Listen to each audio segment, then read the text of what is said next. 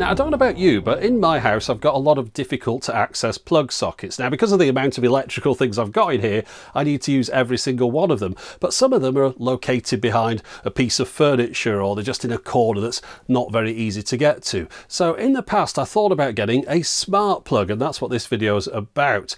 Now, a couple of years ago I picked up one of these Belkin Wemo things. Now, I thought this might be a useful idea, at least maybe something to do a video about. It didn't happen, because what happened was, once you got it all set up and I'd got the things plugged into it, say a lamp for example, and I got that in the wall, then I realised I wanted to switch it on. I'd have to reach into my pocket, get the phone out, unlock it, load up the app, find the thing I wanted to switch on, press on, it'd come on, put the phone away again, and that's it. And then later on obviously repeat when I want to turn it off. I don't think that's particularly convenient. It wasn't for me anyway. And then of course there's more than one person in the house, so they'd have to have an app on their phone and repeat what I've just done. So that went in a box. I forgot about it for a while, because all I did was replace it with a very simple idea of one of these remote control plugs, where you get a plug and you get a little remote control that's like an RF remote, so you can just switch it on and off, and you just leave that on the table. And that seems to be a better solution for me. It's just, if you want to switch the lamp on, reach onto the table, press click, lamp comes on, very easy. No messing around with apps and things. But recently I got more interested again in the idea of doing a video about smart plugs, because of the introduction of the Amazon Echo, and in particular the Echo Dot, because you could just put one of these in your room, and then you could just, oh, hold on, the other one's listening to me. Anyway, you could put one of these in your room, I best not say it again in case it activates yours, and just shout out, hello device, turn on a lamp or something. I have to be careful what I say now. And with that, I could have linked that up with the Belkin Wemo, because that would work with the Amazon device, and then just shout out, get it to switch on. But what I thought was, instead of that, I'll get some of these TP-Link plugs, because I had a look at Amazon and these were the cheapest ones that I could find. So I thought, well, if I like it, I want to get a load more, and I want them all in the same system. So I'll doing a video now about the TP-Link plug and how easy it is to set up. And actually, once I'd bought one and set it up for the video and filmed it all, I liked it so much I went back and bought some more. In fact, I think I've got 5 in the house now, and in the end, once I got used to it, it takes like 2 minutes to set one of these up, and then you can just have a remote control plug socket that you can shout out to.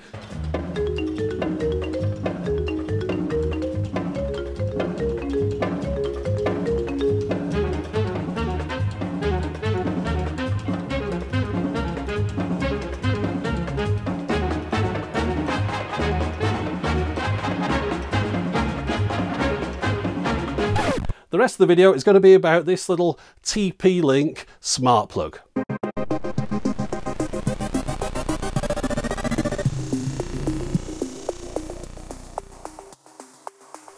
I'll start off by showing how you set the smart plug up to work with the official app that's available for iOS or Android, and then I'm going to move on to show how you can also, if you want to, get it to work with the Amazon Echo system. It's also got some additional features that are mentioned on the side here, and I'll show you what those are later on. Inside the box you get a quick start guide and then a couple of pieces of paper that can go straight into the recycling. In the bottom of there you've got the smart plug itself. Now, of course, mine is a UK style plug. Depending on where you buy this from, no doubt the plug will fit into the sockets in your country. There are 2 buttons on here. The one just above the socket turns the power on and off, and it's also got some indicator lights behind there, and then there's another one on the top which initiates the setup procedure. Now, when you compare the size of this plug to the Belkin Wemo that I got a couple of years ago, it's quite a lot more compact. Now, I don't know whether they've updated the Wemo plug to make a smaller version, but as you can see, the one I've got here is quite a bit larger than the TP-Link plug, and also costs more as well. The quick start guide card that's included inside the box is nice and clear and easy to follow. It even goes as far as providing a bit of information down at the bottom there that tells you how to get it set up and working with the Amazon Echo. You have to type that link in, and that will then give you the instructions in an online document, so we'll follow that later on. But let's just get it working with the app first of all. So you start off by getting the app, which is called Casa. I'm going to do this on an iOS device, but I'm sure it's going to look very similar on an Android phone as well. You then have to create an account, which is just a matter of giving them your email and a password. You don't really have to enter much more than that. Once you've done that, you then follow on and give it authorization to access various bits of information and send you notifications and things. And then you choose the device that you're going to be setting up. In my case, it's this smart plug in the middle on the right here. So I'll select that device. And then it says plug it in and wait for it to go orange. So let's just do that. Plug it into this plug socket here. You can see it's got an orange light on the front there. So we'll just click the next button. And then it tells us just wait until the light starts flashing between orange and green. So you can see the light's that little one at the top there. So we're just waiting for that one. There we go. Orange and green alternating now. So we just have to click next again. And now we have to go into the phone and choose the device. It's basically sending out a Wi-Fi signal now, so we'll select it. It doesn't have a password to it, it just connects at this point. So we'll wait for the little tick to go next to it at the top. There we go, we're connected to the plug now. So we could go back into the app and we could press the button at the bottom of the screen which says I'm connected, but it will automatically go to the next page itself once it realizes it's connected. Then we've got to give it a name, so I'm going to call it Conservatory because that's the lamp that I'm going to be turning on. It's in the conservatory. Next we can choose an icon for it so it's easy to identify. So I'm going to pick a floor lamp here because that's the device I'll be using. So I can click next. And then I have to tell the Wi-Fi plug the password for the Wi-Fi in the house. So I'm just going to type that in. And now the plug is trying to connect to the Wi-Fi in the house. And then once that's done, the phone will connect back to the normal Wi-Fi rather than up to the plug, and everything will be done. So as you can see here, the plug's lit up green at the top. The phone's gone back to normal, says it's done. That's it. We've set the plug up. So I think it's time to try it out. Now the plug itself is already powered on, so when I put this USB lamp into here it turns on straight away. But the status of the plug is also communicated back to the app itself. You can see next to the name of the device the power button is green, so if we tap that it goes grey when the power is turned off. So we've got two-way communication here. We can turn the plug on and off from the phone, but also the phone knows what status the plug is currently in. So whilst that all works fine and it's very clever, it doesn't really appeal to me. As I mentioned during the intro, the whole idea of having to get a phone out, unlock it, find the app, load the app, just to turn a device on and off feels less convenient to me than just getting up and pressing a switch. So if you could only control this device by an app, well, you could count me out. But fortunately, we've got the Amazon Echo integration. So let's set that up next. Now, if we look through the guide that they give a link to at the bottom of that quick start document, it looks quite complicated, but it's just breaking it down into a lot of steps. And a few of these are already automatically set up for you. For example, it tells you to enable remote control. Well, if we look at the device here and go into the settings, you can see that one is on as a default. So we don't need to do that step, for example. So let's go into the Amazon Alexa app here and set this thing up. So the first step is to select Smart Home on the left hand side of the screen. About 2/3 of the way down the screen, select Get More Smart Home Skills, and then we're typing in the name of the app, which is Casa. So just type that in there, press return, it appears on screen, select that, and then select Enable. The next step is to type in the username and the password that we created for the TP-Link Casa account earlier on. So I'll just type those in, and as you can see now, it is now linked up with Alexa. So the next step is to discover new devices. So at the bottom, that big blue button, just press that one, and it looks for any new smart home devices that have been added onto your network. So if you were to buy some more smart home plugs down the line, you just have to set them up first of all in the Casa account, and then click that discover button and they appear to Alexa. But as you can see there, towards the bottom of the screen now, it says Conservatory, so it knows it exists. That's it, we've done it. Everything is set up, so let's try it out. Echo, turn on Conservatory. Okay.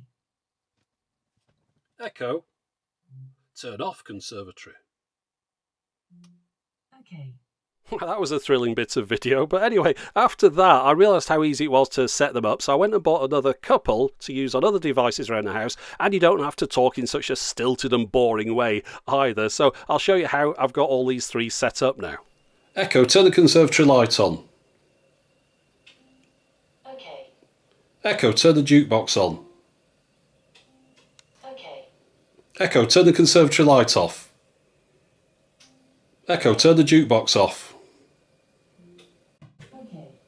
Now perhaps the most useful one for me is controlling the Hi-Fi. I've got the 8 most commonly used components plugged into an 8-gang extension lead, which plugs into the smart plug, which plugs into the wall, in a socket which is located somewhere buried down behind the middle bottom of that cabinet. Echo, turn the Hi-Fi on. Okay. Now, there are plenty of people out there that spend a lot of time worrying about things. I'd imagine with this device they'd be concerned about what would they do if the Wi-Fi to the house went down. How would they turn their plugs on and off? Well, it's not a problem. You just walk over to the plug and press the power button. So it looks like now they'll have to find something else to worry about. Now, if I just circle back to that Kasa app for a moment, I'll show you some of the additional features in it. For example, notice I've got photo icons next to the different devices. I'll show you how you go about setting one of those up. So if we go on the lamp at the bottom, which doesn't have a photo icon, click at the top right on the settings, click the 4th or 5th thing down, the thing that says device icon. We've got the list of icons on the screen here, and if we don't like any of those, we can select a photo. And as you can see here, it's a square photo. So once I've got that set in there, we can go back to the main menu, and the lamp now has the icon of a lamp, the actual lamp itself, the one that's going to switch on when I press the button. Now, I should mention that you don't have to be on the same Wi-Fi network as the devices to control them. You can be out of the house on a mobile network, and you can see which devices are on by the colour of the icons next to them, and you can also switch them on and off remotely.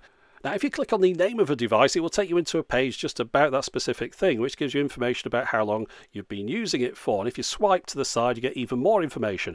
Now, there is a more expensive version of this smart plug, which includes an energy monitor. And I'd imagine that if you bought that one on that screen, it would give you information about how much energy you'd use and how much it would cost to run it. Now, if we just look at the lamp here for a moment, look at the bottom there, schedule. We'll click on that and you can see we haven't got any schedule set up. But if we were to add one in, we could tell the lamp to switch on at a certain time each day and then to switch off. And then we could also have it repeating on certain days of the week. Now, you might not want the device to be automated like this when you're at home. You want to be able to control it manually. But whilst you're away, you might want something like that to work, which is where this next menu comes in, the away mode. So again, we've got a set of schedules we can set up here to turn the device on and off at different times and select different days of the week. And the next option is timer, and you can have your plug turn off or turn on after a certain amount of time has elapsed. Now, we'll just take a look at scenes. Scenes are a way of grouping a number of devices together so you can operate them with one button press. So, for example, on movie night, I could select all the devices and say, well, I want the conservatory lamp on, the Hi-Fi on, the jukebox off, and the lamp on, and then just press one button and all those things would happen. And of course, you can start off small by just buying these plugs, but then expand the system at a later date by adding on a smart home hub, which would enable you to automate the interaction of various devices. For example, you could have a motion sensor that when you walked past it, it would turn on the lights in the room. Now, I haven't tried this for myself, but I've noticed that some of the features of the Kasa app are duplicated within the Amazon Alexa system. You can see on screen here we've got groups at the top as well as scenes at the bottom. So I'd imagine if I set this up, I'd be able to tell the Amazon system that it was, say, movie night, and then all the different devices would enter the states that I'd chosen. Right, let me tell you about the price of buying these at the time I'm putting this video together, but these will no doubt change by the time you watch it. A 2-pack is available at Costco in the UK at the moment, and those cost £41.98, including VAT. So that's a pretty good price, as long as you're a member, and of course it's not too far for you to drive. Now, if you go on Amazon, there are quite a few different prices on there. Now, initially, when I bought my first one, it cost me £24.99, which was a good saving over the Belkin Wemo, which does the same thing but costs £39.20.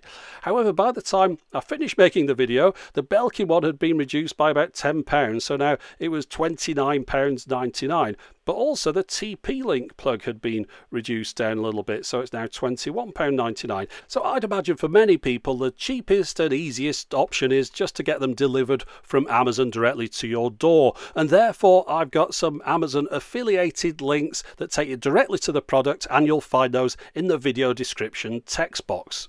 Echo, turn the jukebox off. Okay. So that's it for the moment. As always, thanks for watching.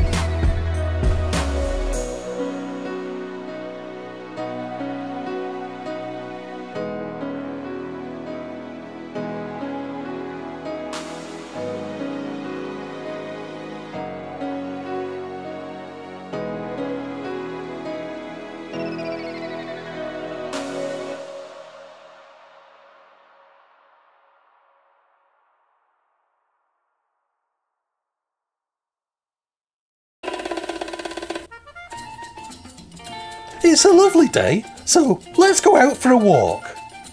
Why do we need to go out? I've got everything I need here. Well, perhaps we could go to the shops and buy that new baseball hat that you wanted. Oh, thanks for reminding me. Computer, order me a baseball cap. Okay.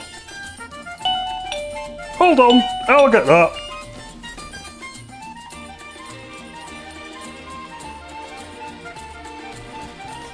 So, what do you think? How did you... Amazon Instant. Well, so much for going out then. Well, the delivery guy's got a good tan. He said it was lovely outside. Oh, if I could only say, computer, order me a less lazy husband. Okay.